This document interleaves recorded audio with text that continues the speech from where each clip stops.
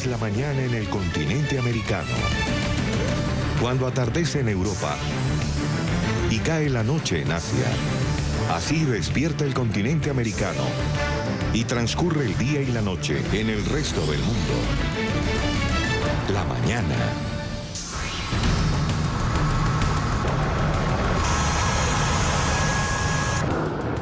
Son imágenes de los bombarderos rusos con capacidad para llevar armas nucleares que han realizado un vuelo de 10 horas sobre el mar Caribe. Militares rusos han asegurado que esta misión se llevó a cabo en estricta conformidad con las normas internacionales para el uso del espacio aéreo. Justamente el último conflicto entre Estados Unidos y Rusia tiene que ver con Venezuela, luego de que estos 4 aviones aterrizaran en el aeropuerto de Maiquetía, en Caracas, esta semana, como una muestra del apoyo de Rusia al gobierno socialista de Venezuela, lo que por supuesto enfureció a Washington. La Casa Blanca aseguró que Rusia le dijo a Estados Unidos que los bombarderos estratégicos van a abandonar Venezuela el día de mañana, viernes, y van a regresar a Rusia.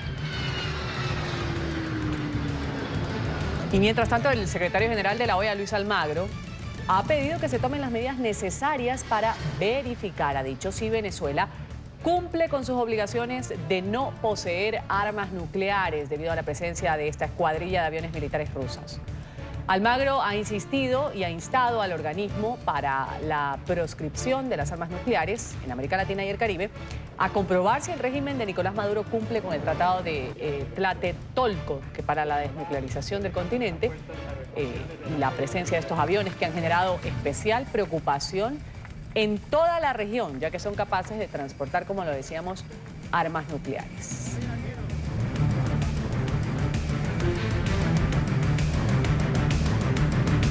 Un buen día tengan todos en este jueves 13 de diciembre del 2018. Ruth del Salto los saluda y los voy a estar acompañando durante la actualización de las noticias internacionales. Vamos a empezar con una tragedia que se ha registrado en Turquía. 9 personas han muerto, otras 47 resultaron heridas en un choque de 2 trenes. Un tren de alta velocidad colisionó contra una locomotora en una estación de tren en Ankara. Las autoridades han confirmado que entre los muertos están los 3 maquinistas y 6 pasajeros. 3 trabajadores de los ferrocarriles estatales de Turquía han sido arrestados. Tras su salida de la estación central de Ankara, el tren de pasajeros que circulaba a 80 kilómetros por hora chocó en una estación de control técnico donde la locomotora se encontraba en mantenimiento. A las 6:30 de la mañana el accidente ocurrió en el barrio de Siflik, después de que un tren de alta velocidad que viajaba desde Ankara a la ciudad de Konya chocó con una locomotora que estaba siendo inspeccionada y que iba en la misma dirección.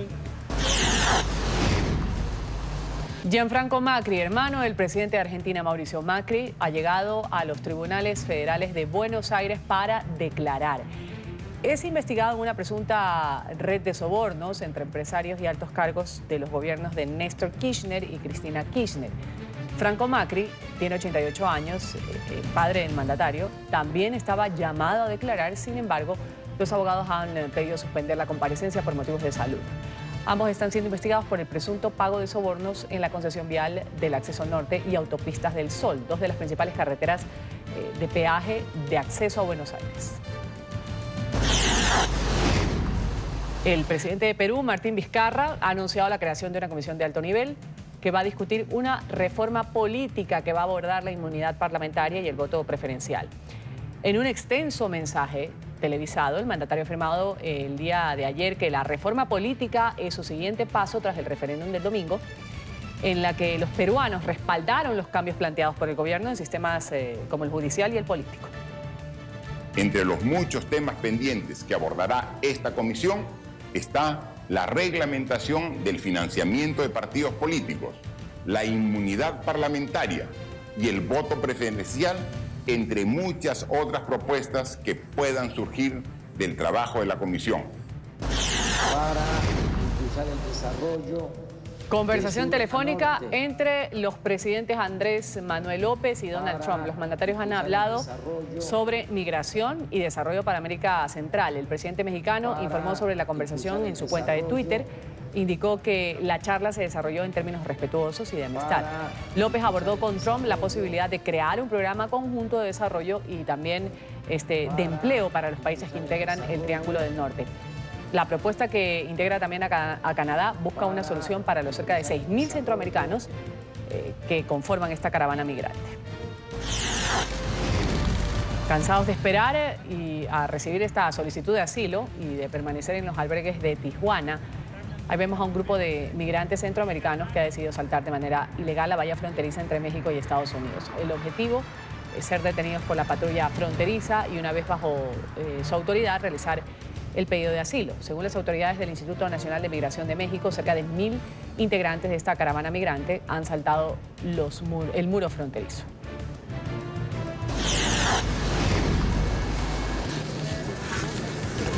Por segundo día consecutivo, la policía de Francia está tras la pista de este presunto yihadista responsable del atentado en el centro de Estrasburgo.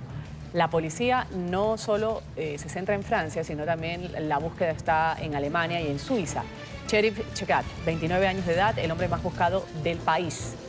720 miembros de las fuerzas de seguridad tratan de dar con este terrorista. Mientras tanto, en la capital de Alsacia continúa el luto, también los homenajes espontáneos a la memoria de las víctimas. Había ya 2 muertos y hoy falleció una tercera persona que padecía muerte cerebral tras este ataque. La primera ministra británica, Theresa May, ha sobrevivido el día de ayer al voto de confianza que fue convocado por el propio Partido Conservador. Eso significa que la Premier va a continuar liderando el gobierno y además va a avanzar con los planes de materializar el llamado Brexit. La jefa del Ejecutivo va a asistir esta tarde en Bruselas a la cumbre del Consejo Europeo, donde va a exponer a los jefes de Estado y de gobierno comunitario sus demandas de cara a mejorar el acuerdo para la salida del Reino Unido de la Unión Europea. Después de cenar, los líderes van a analizar qué pueden ofrecer a May para facilitar la ratificación del tratado en el Parlamento británico.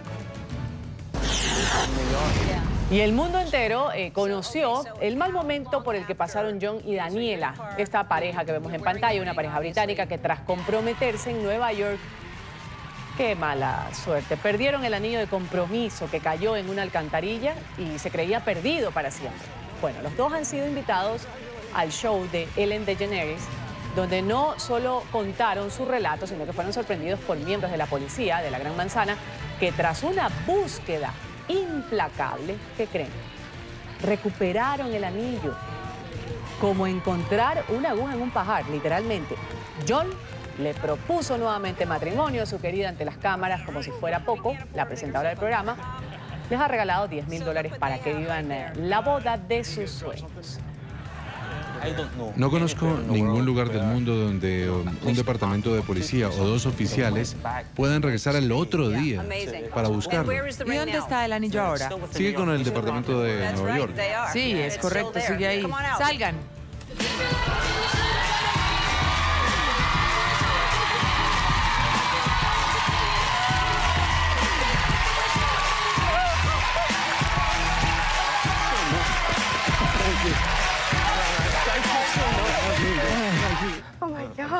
Un momento, ¿aquí no hay ninguna alcantarilla? Sería divertido si tuviéramos una. ¿Quieres ser mi esposa? Sí.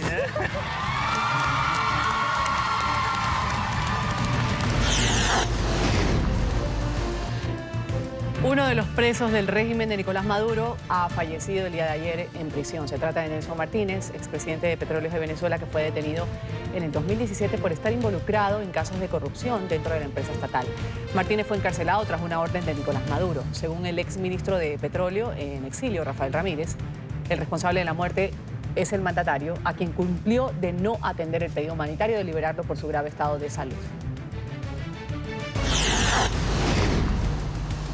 Y la Copa Sudamericana tiene nuevo campeón. En la noche de este miércoles, el Atlético Paranaense de Brasil ha conquistado el título de la 17ª edición del campeonato tras derrotar 4-3 a Junior de Colombia desde el punto penal. En la serie los equipos han empatado 2-2, tuvieron que definir el torneo desde los 12 pasos. El equipo brasileño consiguió así su primer título internacional en 94 años de fundación.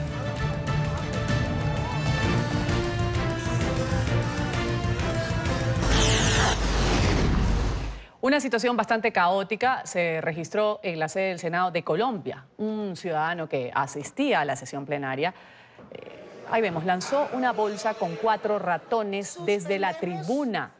Los roedores cayeron en las curules de los congresistas. Este hecho resultó enormemente ofensivo para los senadores que optaron por suspender el debate. Autoridades investigan cómo este individuo logró burlar la seguridad del recinto para ingresar con estos animales. No es la primera vez que se registra un escándalo dentro del órgano legislativo. Solo para citar algo que sucedió hace pocos meses, en julio pasado, el senador y ex candidato presidencial, Antanas Mockus, se bajó los pantalones durante la sesión inaugural del Congreso. Alboroto en el Congreso colombiano. 4 roedores lograron que se cancelara la sesión del pasado martes al ser usados como instrumentos para una peculiar protesta. Un ciudadano que se encontraba presente en el Senado decidió arrojarlos dentro de una bolsa negra desde el balcón de la sede legislativa al pleno de la Cámara, como una especie de metáfora para calificar de ratas o corruptos a los senadores. El incidente tuvo lugar al término de un acto en el que congresistas de la FARC, el partido político surgido de los acuerdos de paz en Colombia, entregaron plantas a parlamentarios y logró restarle importancia a la acción reconciliadora que se efectuaba en ese momento. Somos vulnerables y que hay una circunstancia que no debió ocurrir y que hacia el futuro hay que reforzar la seguridad, no solamente del recinto del Senado, sino del Capitolio y de todo el Congreso. Cayó envuelto en una bolsa plástica negra y traía también acompañado de confetis, de esos que se utilizan para animar la fiesta. Manifestaciones de este estilo no son del todo ajenas en el Senado de la Nación Sudamericana. Antanas Mockus, del partido Alianza Verde, mostró el trasero a sus colegas durante la plenaria inaugural del Congreso, el pasado mes de julio, porque a su juicio los parlamentarios no estaban prestando atención al discurso que ofrecía el presidente saliente de la Cámara Alta. No era la primera vez que lo hacía. También dejó sus partes íntimas al aire en la Universidad Nacional en Bogotá, de la cual era rector en 1993. Según explicó luego, fue en respuesta a una agresión. Otro hecho de gran controversia en el edificio parlamentario fue la presencia e intervención de 3 jefes paramilitares en 2004, durante la presidencia de Álvaro Uribe, antes de que se alcanzaran los acuerdos de paz con este grupo criminal. Bueno, saludamos en Bogotá, Colombia, a Jorge Maldonado, él es profesor de la Escuela de Ciencias de Comunicación, porque aquí se quiere comunicar algo, de la Universidad de Sergio Arboleda. Gracias por estar con nosotros, Jorge. Bienvenido a la mañana de NTN 24.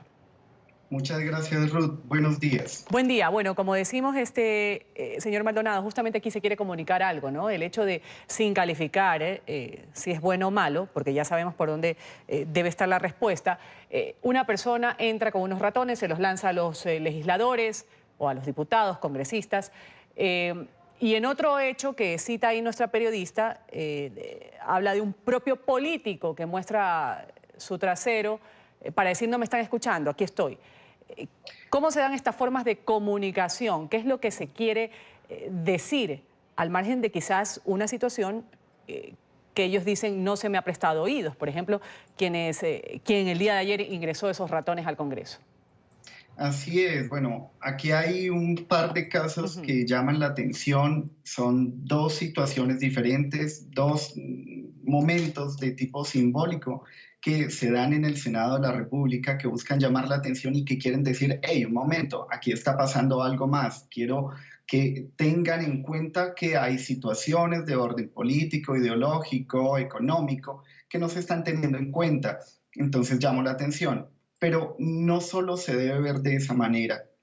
Creo que la protesta social es un derecho que está consignado en nuestra Constitución, que es el artículo 37, y desde ahí todo está bien, pero pasar de la protesta a la agresión es ya algo diferente. ¿En qué momento, Jorge, se da cuenta alguien de que es una agresión? Por ejemplo, muchos analistas han dicho esto de los ratones fue algo descomunal, ofensivo. Ahí salía un diputado diciendo incluso estamos muy vulnerables porque esta vez fueron unos ratones pero el día de mañana podría ser otro tipo de cosas. No hay una revisión. ¿Cuándo se traspasa esa línea? Claro, el problema está en que bajarse los pantalones puede resultar llamativo, pero no le hace daño a nadie. En cambio, entrar animales, como en este caso ratones, arrojarlos sobre los congresistas ya es un acto de insulto, de agresión que puede incluso llevar a situaciones mucho más complejas. Porque esta vez fueron ratones, pero pudo haber sido cualquier otro animal o pudo haber sido un arma o un explosivo. Entonces estamos teniendo aquí que hay un problema de seguridad en los filtros del Congreso, pero también que se están sobrepasando los límites en lo que tiene que ver con la protesta social. Así es. ¿Por qué dentro de un recinto tan importante como es la sede del Congreso? También, porque puede ser en la calle, puede ser en un sitio público, pero justo se ha escogido el Congreso de la Nación, donde se debaten, donde se hacen y donde se elabora el futuro del país. Bueno, en Colombia en particular, pero creo que es una situación que ocurre en toda América Latina, el Congreso ha perdido mucha credibilidad de parte de los ciudadanos y hay muchos casos en que los congresistas están involucrados en casos de corrupción o en situaciones que no son del todo fáciles para la sociedad. Entonces el Congreso es un lugar en el que ocurren muchas situaciones, ocurren muchas cosas y la protesta está bien. Si los ciudadanos creen que el Congreso es el lugar para ir a protestar y para ir a hacer escuchar su voz en contra de diferentes situaciones, es válido, la ley lo permite, pero ya entrar a agredir físicamente a los diputados sí es algo muy serio. El efecto de los medios de comunicación también que televisan muchas de estas sesiones, podían poner en evidencia la protesta de una forma más pública, las redes sociales también. ¿Esto tiene que ver la visibilidad que tiene el Congreso en sí? Bueno, como te decía hace un momento, como el Congreso ha perdido su imagen en el pueblo y con el pueblo, entonces se está convirtiendo en un lugar en el que agredir resulta validado por la sociedad, algo que no se debe permitir. Las instituciones son lo más importante que tenemos en nuestros países democráticos. Y si permitimos que el Congreso, el escenario público en el que se reúnen nuestros diputados, sea utilizado para agredir físicamente, hemos perdido todo límite. La visibilidad que se le da a partir de los medios es fundamental, no solamente para mostrar este tipo de situaciones que ocurren, sino para no permitir que esto sea naturalizado por la sociedad. El mensaje debe ser claro. La protesta está bien, pero la agresión está mal. Vamos a agradecer a Jorge Maldonado, hablándonos un poco la lectura que se le da a este tipo de manifestaciones, de protestas dentro de la sede del Legislativo. Él es profesor de la Sergio Arboleda Universidad y que sabe mucho de la comunicación. Y en este caso, pues, se puede establecer que la manifestación de una u otra manera es un modo de comunicar. Sin embargo, pues, establecer los límites, como lo ha dicho nuestro entrevistado, es lo principal. Gracias por haber estado con nosotros, Jorge. Muchas gracias, Ruth. Muchas gracias a ustedes.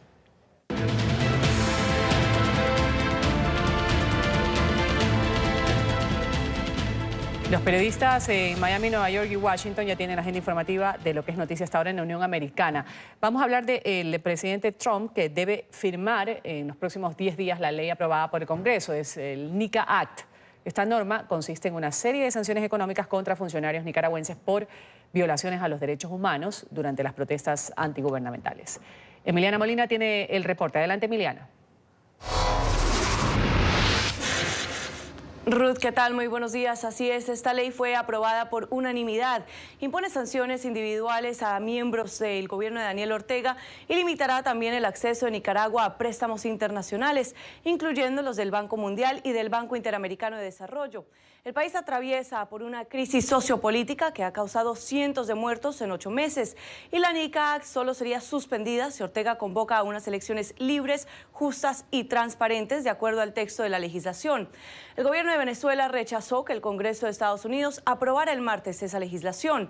Y Nicolás Maduro acusó a Estados Unidos de pretender coaccionar y condicionar el financiamiento internacional de organismos multilaterales hacia el gobierno de Daniel Ortega, como soez maniobra para desequilibrar la economía y afectar así la inversión social y productiva del país.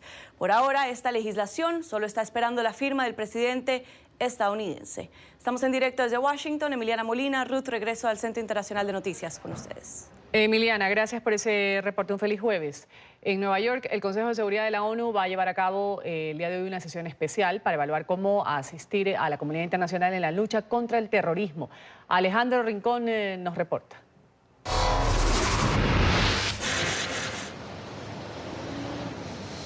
Hola, feliz jueves para todos. Adoptados en 2015, los denominados Principios de Madrid constituyen la principal herramienta que la Organización de Naciones Unidas ha establecido con el objetivo de asistir a la comunidad internacional en la lucha en contra del terrorismo a nivel global.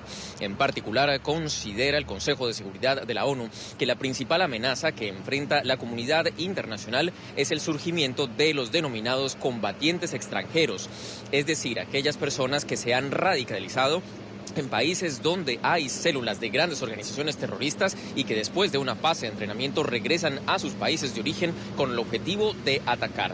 Precisamente para avanzar en la creación de estrategias alrededor de la neutralización de estas amenazas es que el Consejo de Seguridad adelanta esta sesión especial para que a través de este diálogo puedan establecerse mecanismos de protección de la sociedad civil, que finalmente es la que se ve afectada por la operación de estos denominados combatientes extranjeros. La sesión en esta oportunidad es presidida por el embajador permanente de Perú ante Naciones Unidas, que es el presidente de la Comisión Especial de Análisis de Causas Antiterrorismo de la Organización de Naciones Unidas. Es todo lo que tenemos para ustedes por ahora. Continúen con más en el Centro Internacional de Noticias. Gracias, Alejandro. Vamos ahora a Florida, donde hay alerta para residentes y turistas del sur de este estado. 2 grandes tiburones blancos han sido divisados en las costas de Palm Beach y Los Cayos. Paola Serna tiene el reporte. Paola.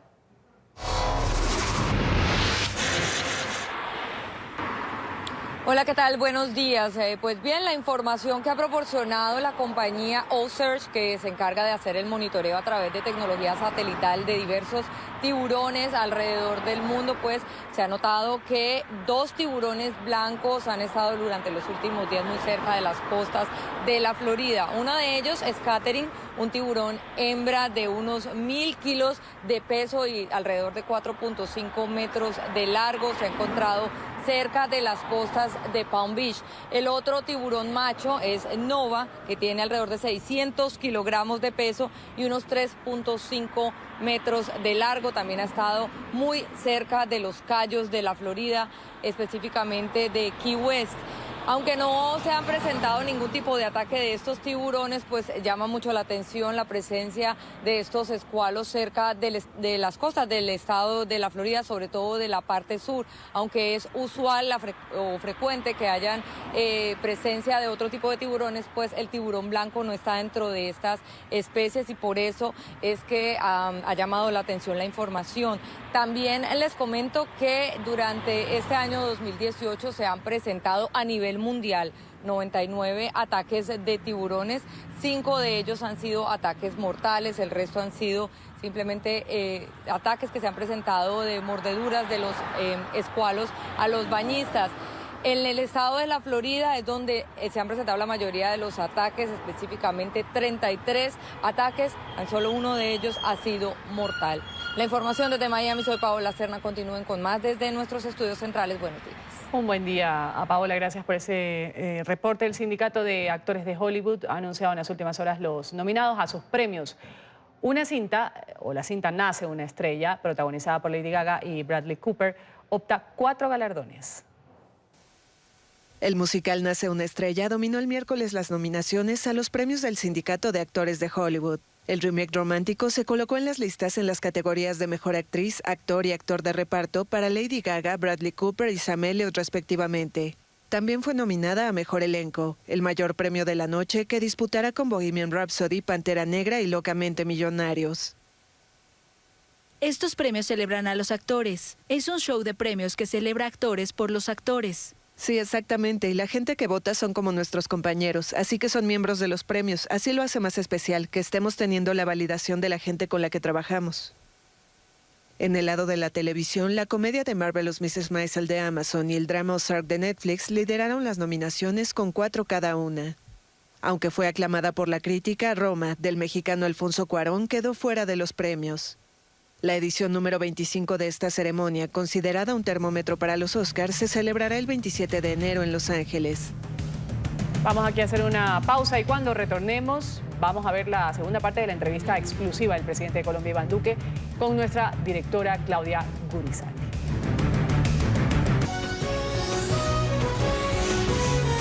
Continuamos con La Mañana.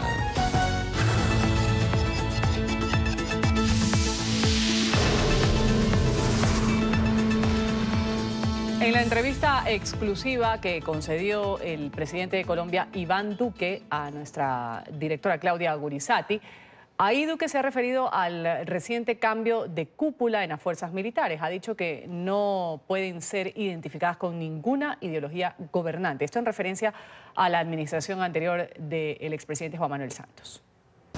En las últimas horas usted anunció el cambio de cúpula militar y digamos es el tema de mayor coyuntura en este momento para todas las personas que lo han acompañado en su gobierno, que lo han seguido, que lo apoyan. Usted se demoró en tomar esta decisión. Para sus opositores políticos, usted está pasando por encima la cúpula de la paz. ¿Por qué toma esta decisión y por qué en este momento? Lo primero, Claudia, es que yo he creído que estos procesos deben ser siempre institucionales. Había que darle un mensaje muy claro al país. Primero, que la cúpula no puede ser identificada como un patrimonio ideológico de ningún gobernante.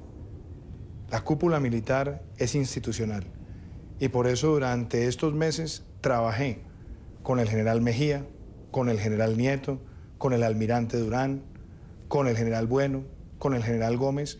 Pusimos en marcha 2 planes muy importantes, el plan Diamante y el plan El que la hace la paga, un plan de choque que trajo muy buenos resultados. Si uno compara estos 4 meses con el periodo del año pasado, encontramos una reducción de la criminalidad en términos agregados del 14%. Hemos visto cómo muchos delitos que venían con tendencias incrementales ya han empezado a descender rápidamente, más de 10.000 judicializados. Hemos asestado golpes contra los Pelusos, contra el Clan del Golfo, contra la oficina, contra el ELN. Entonces creo que ha sido un proceso institucional. Y durante estos 4 meses también estuve recorriendo el país, visitando las divisiones, visitando los batallones, conociendo a los comandantes y fui formando un criterio y logramos una gran decisión.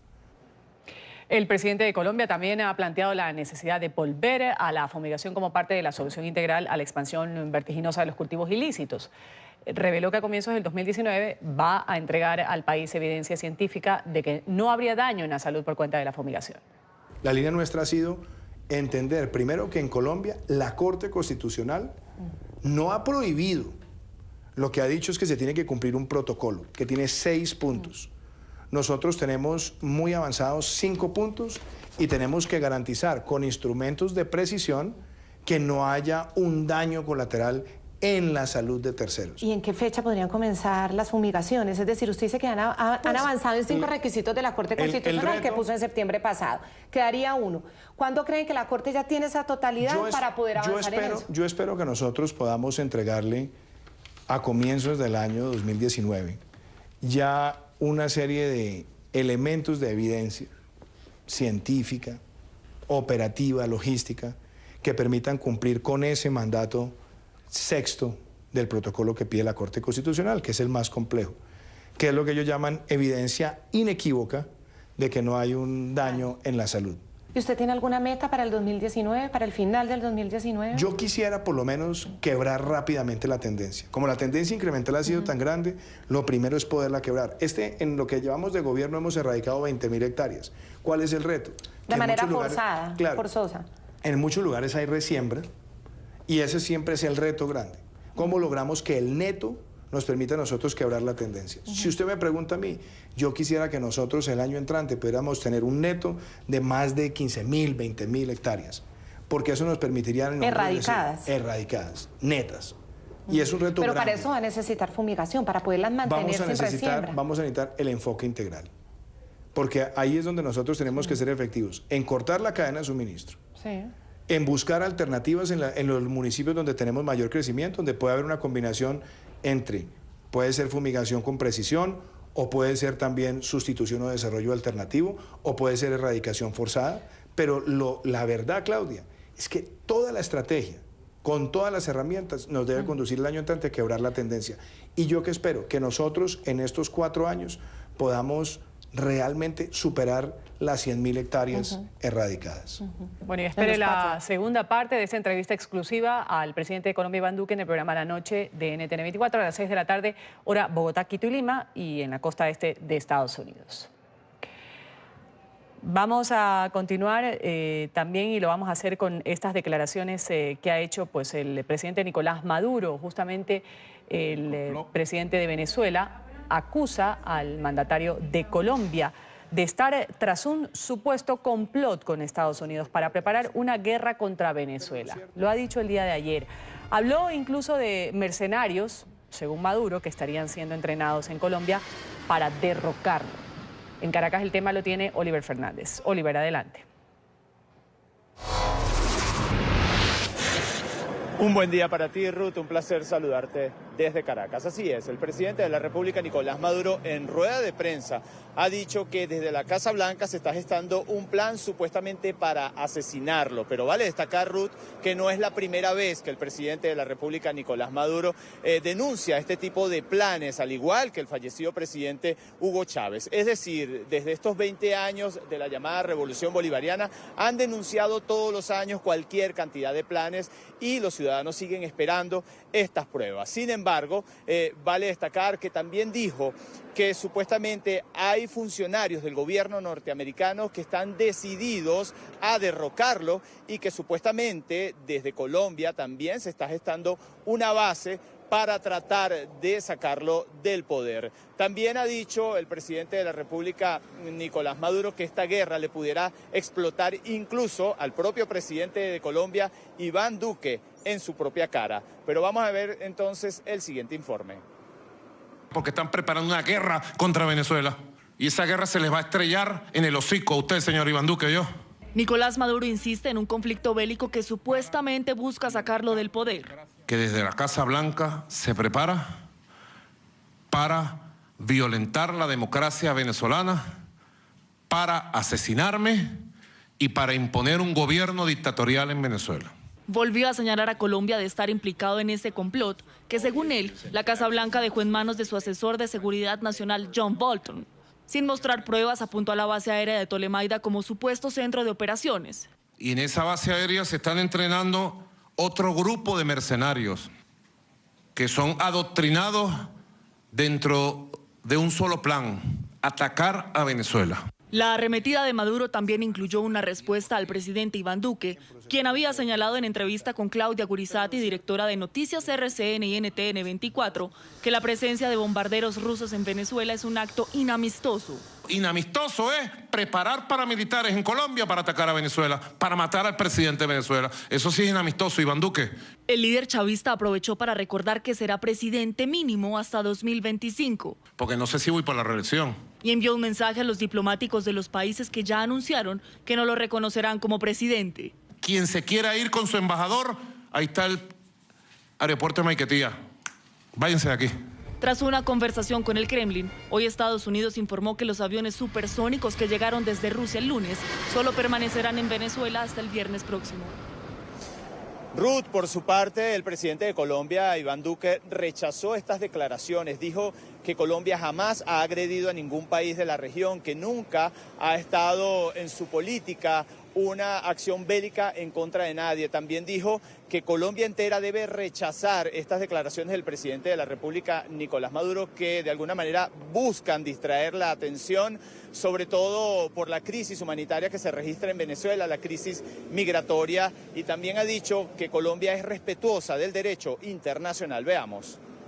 No vamos a dejar que ese tema sea planteado para agredir a Colombia, verbal o de ninguna manera, y que no se acuda a ese tipo de prácticas que no son sino cortinas de humo para tratar de involucrar a un país que jamás ha agredido a otro país en el escenario internacional. Más bien, que la dictadura sea consciente que a partir del 10 de enero, muchos países del continente se van a unir al rechazo de sus prácticas totalmente deleznables. Ruth, por su parte, la oposición venezolana también ha rechazado estas declaraciones del presidente de la República, Nicolás Maduro, y lo exhortan a que se ocupe de los verdaderos problemas del país con esta crisis sin precedentes que está azotando a todo el pueblo de Venezuela. Es la información que nosotros podemos aportar a esta hora desde Caracas. Volvemos contigo a la mañana de NTN 24. Oliver, gracias. Hoy habrá una nueva jornada de protestas estudiantiles en Colombia. Los alumnos de universidades públicas continúan en paro indefinido. Reclaman al gobierno de Duque más presupuesto para la educación. NTN 24 está en el sitio de la noticia con Denise Suárez. Denise, adelante. Buenos días, pues mire, estas marchas están previstas desde el mediodía de hoy. El punto de encuentro es aquí en la Universidad Nacional a las 12 del mediodía y se prevé que hacia las 2 de la tarde saldrán desde este punto hacia la Caracas.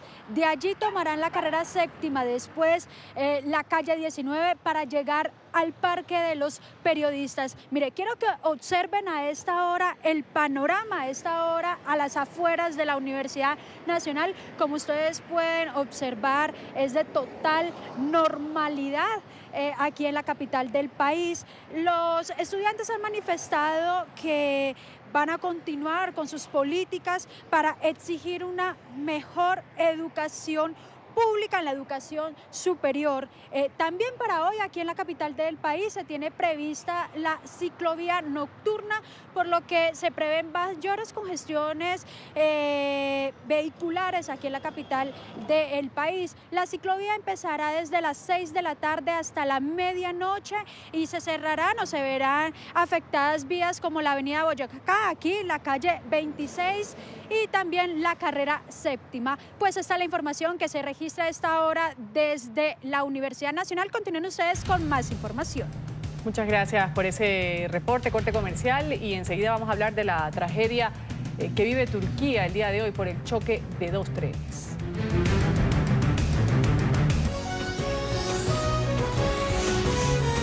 Continuamos con La Mañana.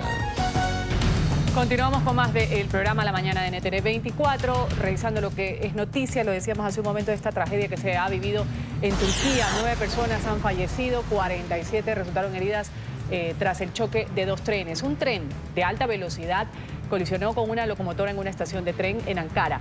Ya las autoridades han confirmado que entre los muertos están 3 maquinistas y 6 pasajeros. 3 trabajadores de los ferrocarriles estatales de Turquía fueron arrestados. Tras su salida de la estación central de Ankara, el tren de pasajeros que circulaba a unos 80 kilómetros por hora chocó en una estación de control técnico donde estaba la locomotora, se encontraba ahí parada porque estaba en mantenimiento. Bombarderos rusos con capacidad para llevar armas nucleares realizaron un vuelo de 10 horas sobre el Mar Caribe. Militares rusos han asegurado que esta misión se llevó a cabo en estricta conformidad con las normas internacionales para el uso del espacio aéreo. Justamente el último conflicto entre Estados Unidos y Rusia tiene que ver con Venezuela, luego de que 4 aviones aterrizaran esta semana en el aeropuerto de Maiquetía, en Caracas, como una muestra del apoyo de Rusia al gobierno socialista de Venezuela. Esto enfureció a Washington. La Casa Blanca aseguró que Rusia le dijo a Estados Unidos que los bombarderos estratégicos van a abandonar Venezuela el viernes y volverán a Rusia.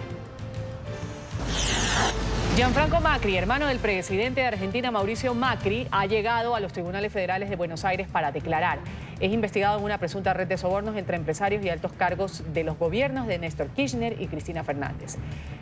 Franco Macri, de 88, el padre del mandatario, también estaba llamado a declarar. Sin embargo, los abogados han pedido suspender la comparecencia por motivos de salud. Ambos están siendo investigados por el presunto pago de sobornos en la concesión vial del Acceso Norte y Autopistas del Sol, 2 de las principales carreteras por peaje de acceso a Buenos Aires. El presidente Martín Vizcarra de Perú ha anunciado la creación de una comisión de alto nivel para discutir una reforma política que va a abordar la inmunidad parlamentaria, también el voto preferencial. En un extenso mensaje televisado, el mandatario afirmó el día de ayer que la reforma política es su siguiente paso tras el referéndum del domingo, en el que los peruanos respaldaron justamente estos cambios planteados por el gobierno. en el sistema judicial y en el sistema político. Entre los muchos temas pendientes que abordará esta comisión está la reglamentación del financiamiento de partidos políticos, la inmunidad parlamentaria y el voto preferencial, entre muchas otras propuestas que puedan surgir del trabajo de la comisión. Abandonar la sede diplomática y comparecer ante la justicia británica. Esto es lo que recomienda el canciller de Ecuador a Julian Assange. José Valencia considera que esa es la solución más conveniente para el fundador de Wikileaks, que desde hace 6 años permanece asilado en la Embajada de Ecuador en Londres. Reino Unido ha dicho que no le va a otorgar el salvoconducto y frente a esta postura, Ecuador no va a poder intervenir.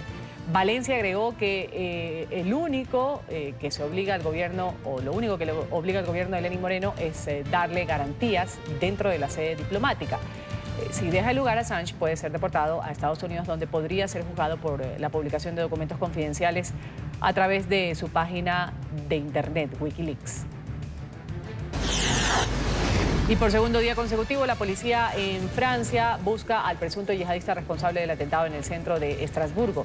La búsqueda no solo se centra en Francia, también se ha ampliado a Alemania y a Suiza. Sherif Chekat, de 29 años, es el hombre más buscado del país. Hasta 700 miembros de las fuerzas de seguridad tratan de encontrar a este presunto terrorista. Mientras tanto, en la capilla de Alsacia continúa el luto, los homenajes también espontáneos a la memoria de las víctimas. Había ya 2 muertos, hoy ha fallecido una tercera persona que padecía muerte cerebral. La primera ministra británica, Theresa May, ha sobrevivido el día de ayer al voto de confianza que fue convocado por su propio partido, el Partido Conservador. Esto significa que la premier va a continuar liderando el gobierno, además va a avanzar con los planes para materializar el llamado Brexit. La jefa del Ejecutivo va a asistir esta tarde en Bruselas a la cumbre del Consejo Europeo. Ahí va a exponer a los jefes de Estado y de Gobierno comunitarios sus demandas de cara a mejorar el acuerdo para la salida del Reino Unido de la Unión Europea. Después de cenar, los líderes van a analizar qué pueden ofrecer a May para facilitar la ratificación del tratado en el Parlamento británico. La cifra es preocupante, la cifra de periodistas encarcelados en el mundo. Así lo deja ver un informe publicado por el Comité para la Protección de los Periodistas. Actualmente hay 251 comunicadores tras las rejas, una cifra récord desde que se hace el seguimiento. El documento agrega que este es el tercer año consecutivo en el que la cifra va en aumento y la situación se ha vuelto normal.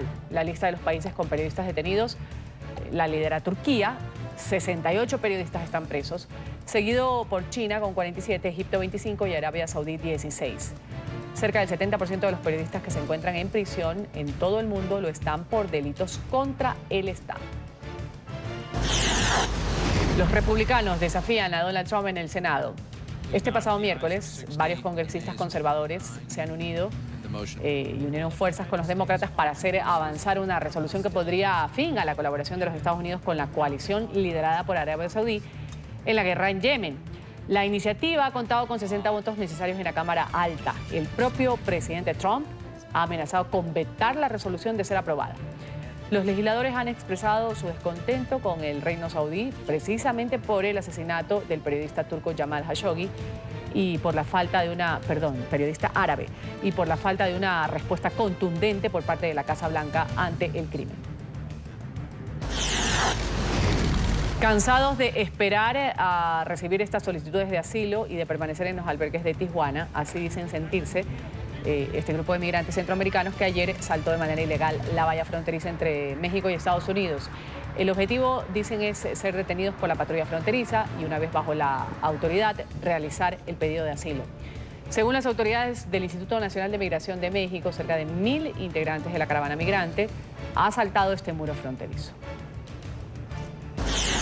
Y ha habido una conversación telefónica entre Andrés Manuel López y Donald Trump. Los mandatarios han hablado sobre la migración y el desarrollo para América. El presidente mexicano informó sobre la conversación en su cuenta de Twitter, en la que indicó que la charla se desarrolló en términos muy respetuosos y de amistad.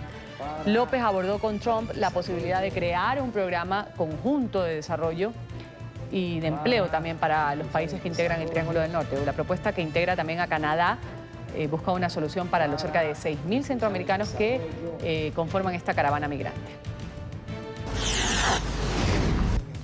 Y mientras el presidente de México maneja un tono amistoso con su par estadounidense, Donald Trump vuelve a retomar su discurso sobre que México debe pagar por la construcción de la valla fronteriza. El republicano aseguró que los mexicanos financian el muro a través del tratado comercial recientemente firmado entre Estados Unidos, México y Canadá.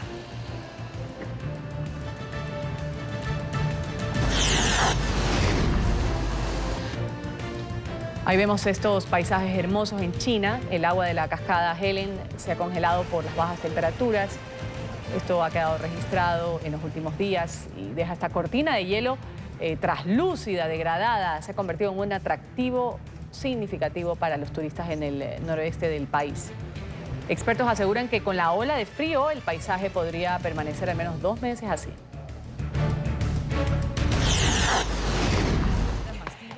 Cindy Arlet Contreras, en pantalla, desde hace varios años emprendió su lucha contra la violencia de género en Perú. Fue reconocida con el Premio de Defensora de Derechos Humanos 2018, que otorga la Embajada Británica en Lima. Arlet Contreras se convirtió en el rostro del movimiento Ni Una Menos para combatir el maltrato doméstico en el país, y sus esfuerzos han pasado fronteras.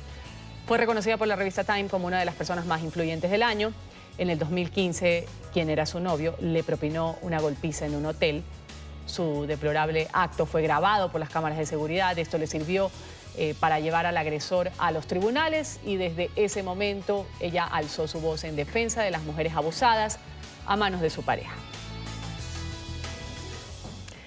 La protagonista, Cindy Arlet, está con nosotros aquí en NTN 24, ganadora del Premio de Defensora de los Derechos Humanos en el 2018. Gracias por estar con nosotros, Arlet. Bienvenida a la mañana. Buenos días, Ruth. Usted realiza una labor de activismo para prevenir que las mujeres sean precisamente víctimas de agresiones físicas y emocionales. Esto la ha llevado a usted a recibir algunos reconocimientos. ¿Qué significan estos reconocimientos para usted después de lo vivido? Bueno, es la segunda vez que me hacen un reconocimiento. Me siento bastante agradecida por la consideración de la Embajada Británica en Perú, así como de la Embajada de Estados Unidos en Perú, también del Departamento de Estado de Estados Unidos. Y esto solamente es un empujón para continuar con mi labor, con mis actividades, y asimismo con las actividades que todas las mujeres activistas realizamos a favor de reducir los casos de violencia en contra de las mujeres y de eliminar la discriminación que sufren las mujeres en nuestra sociedad. ¿Cómo está su país, Perú, en caso de feminicidios? ¿Aumentó o disminuyó la cifra en estos últimos años luego de su activismo?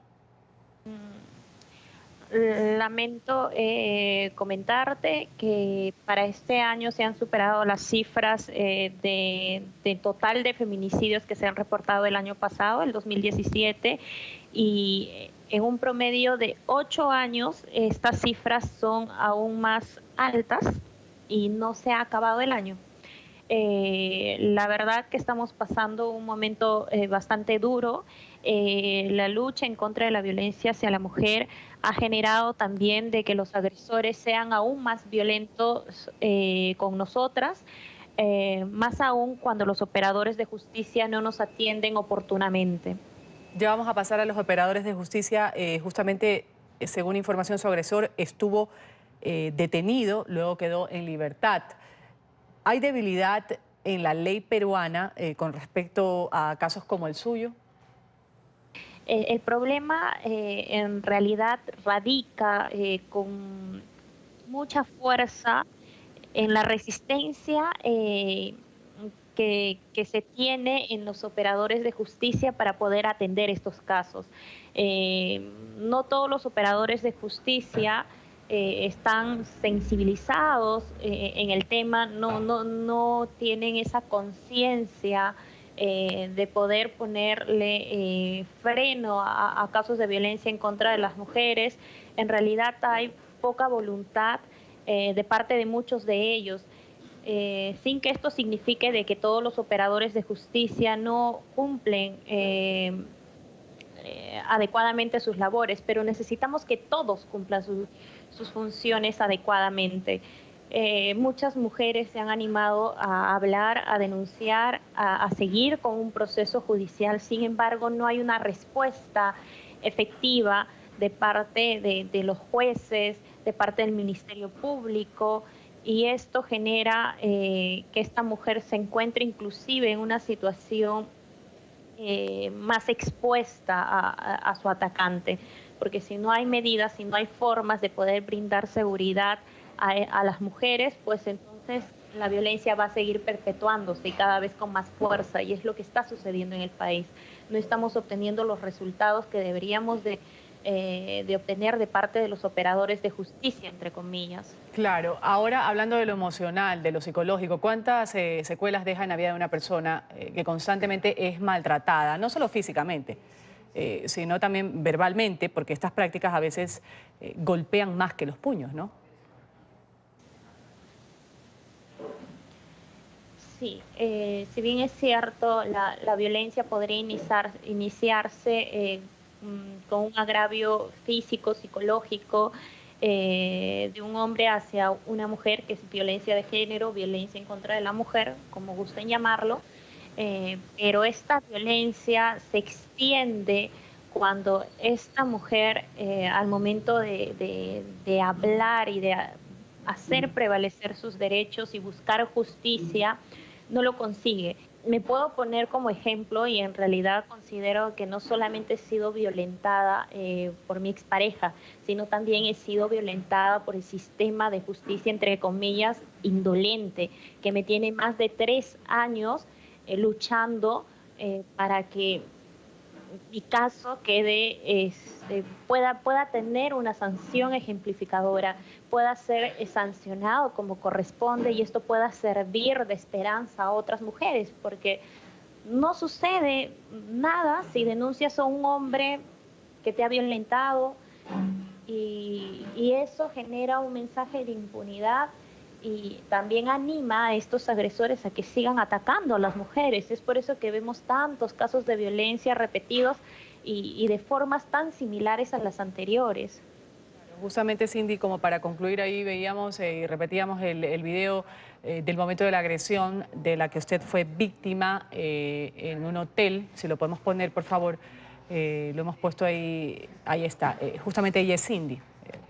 Esto lo dejó captado, este es su agresor, quien era su novio. Luego de algunos años, ¿qué siente usted?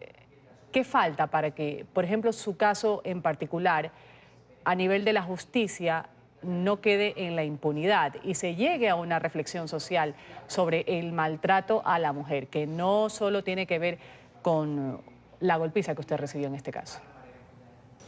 La verdad es muy duro ver que el video de la agresión que yo sufrí se repite constantemente. Yo evito ver esas imágenes por completo. Tengo una reacción inmediata cada vez que salen los medios y de tapar la imagen o de simplemente apagar el medio por el que se transmiten esas imágenes. Me hacen mucho daño. Obviamente yo llevo un tratamiento psicológico, estoy diagnosticada con estrés postraumático, que es el diagnóstico que en la mayoría de los casos de mujeres que han sido violentadas se les puede registrar. No es fácil, no es sencillo continuar un proceso aún con muchas dificultades. ¿Qué se necesita para que el caso no quede en impunidad, o los casos de las mujeres que denuncian no queden en impunidad? Pues se necesita voluntad de parte de los operadores de justicia, se necesita conciencia, se necesita probidad, necesitamos que estas personas estén capacitadas para poder entender el gran problema que vivimos las mujeres en nuestras sociedades y poder sancionar correctamente a estos agresores. Vamos a agradecer Cindy Arlet Contreras, ganadora del Premio de Defensora de los Derechos Humanos del 2018, activista, miembro de Ni Una Menos en Perú. Gracias por haber estado con su testimonio aquí en la mañana de NTN 24. Muchas gracias a ustedes, Ruth. Muy amables por la entrevista. Hablamos ahora de un nuevo capítulo en el difícil acuerdo del Brexit. La premier británica Theresa May se mantiene en el poder, se salvó el día de ayer, luego de que superara por un margen de 83 votos a favor la moción de confianza que fue convocada por su propio partido. May tuvo que prometer que ella no será nuevamente candidata para las elecciones del 2022. Hoy se reúne en Bruselas con los líderes europeos y vamos a saludar a Juliana González, analista política de nuestra cadena aliada Deutsche Welle, con el reporte. Adelante, Juliana. Hola Ruth, muy buenos días para ti y para todos los televidentes de la mañana. Como lo mencionaste, fue un capítulo lleno de suspenso el del día de ayer, pero que condujo a la nada porque esta moción de confianza no hubiera cambiado una realidad que tiene el Reino Unido, y es votar si va a decidir a favor o en contra del acuerdo del Brexit.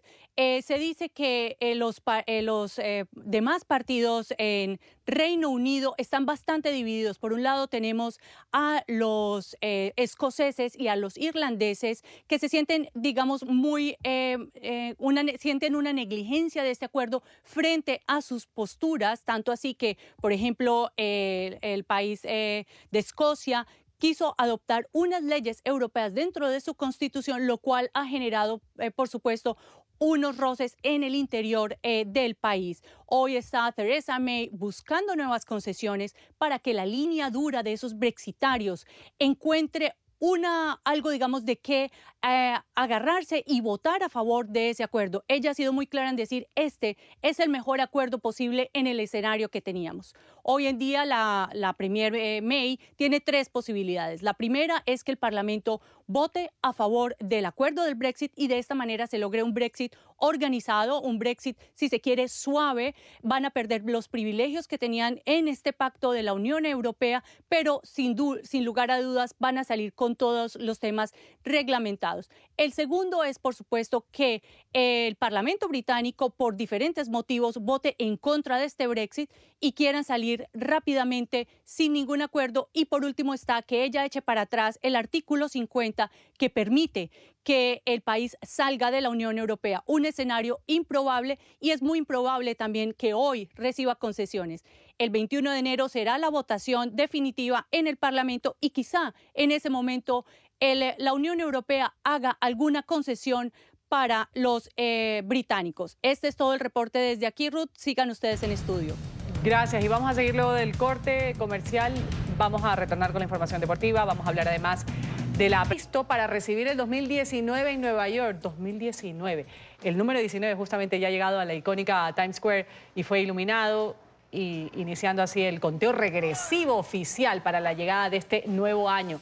El número se va a mantener, este número que vemos ahí, en el suelo durante varios días antes de ser elevado a la cima del edificio donde tradicionalmente cae esta bola de cristal a las 12 de la noche el 31 de diciembre.